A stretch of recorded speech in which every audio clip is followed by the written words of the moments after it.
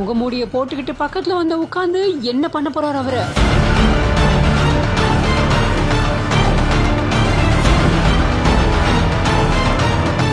திரும்பி திரும்பி பார்த்த நபர் குழப்பத்தில் ஆழ்ந்த தருணம்.